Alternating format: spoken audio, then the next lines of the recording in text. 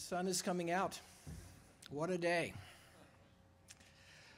Trustees, President Wright, members of the faculty and students and friends and all of you here, and Governor Lynch, who I'm proud to say is my student some years ago. It is my special honor to have the privilege of introducing Dr. Yong Kim to the Dartmouth community. I start by saying that Dr. Kim is very fortunate to lead this community. Dartmouth College is a remarkable institution with profound strengths.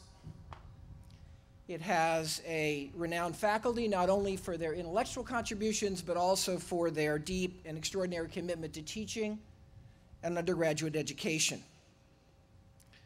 Dartmouth has students and alumni that are legendary, not only in their loyalty to Dartmouth, but also in their capacity for leadership in so many ways, in so many senses of that word.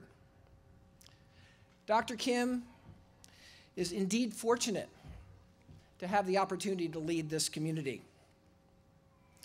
As one who knows him well, however, I am equally certain that Dr. Kim is a leader that the Dartmouth community is very fortunate to have. Let me try to explain based on my own experience. I first met Dr. Kim about 3 years ago at an impromptu meeting in the offices of Dr. Gary Gottlieb, who is the president of Brigham and Women's Hospital in Boston. It proved to be a fateful meeting for me. When I met Dr. Kim that day, he was on the top of his game. He was a renowned scholar. He had built Partners in Health with Paul Farmer and others, which was one of the, if not the leading and renowned institutions for providing healthcare to the poor in the world. He had served in a senior leadership position at the WHO and achieved extraordinary success in battling diseases such as HIV/AIDS, drug-resistant tuberculosis, and others. The person who I was meeting was widely acclaimed and respected for all of this. As our meeting began, however, it became clear that Dr. Kim was not there to feel satisfied, but to raise deep concerns about the very field in which he was a leader. He recognized that the field was on the wrong track, that it was not producing good enough results in serving the populations that so desperately needed it. Dr. Kim, at the pinnacle of his field, realized that he needed to learn. That's why he wanted to meet somebody in a completely different field, like a Harvard Business School professor. Little did I know that this meeting would prove to become the beginning of a long-term project of major proportions that continues to this day.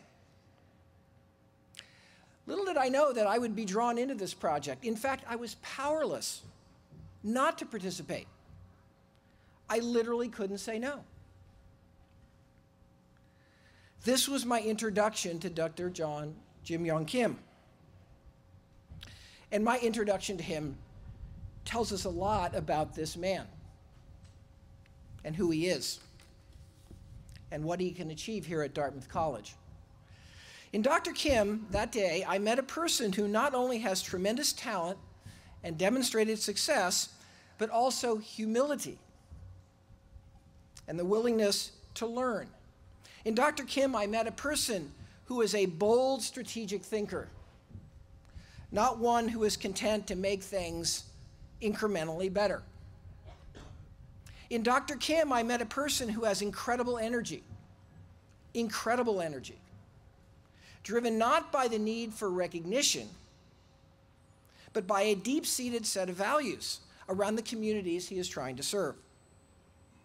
In Dr. Kim, I met a person who is relentless, engaging, and incredibly persuasive in bringing others along in meeting very ambitious goals. In Dr. Kim, I met a person who, despite making my life miserable in some ways with extra work, is someone who I always look forward to spending time with. This is the Dr. Yong Kim that all of you in the Dartmouth community will meet and get to know over the coming years.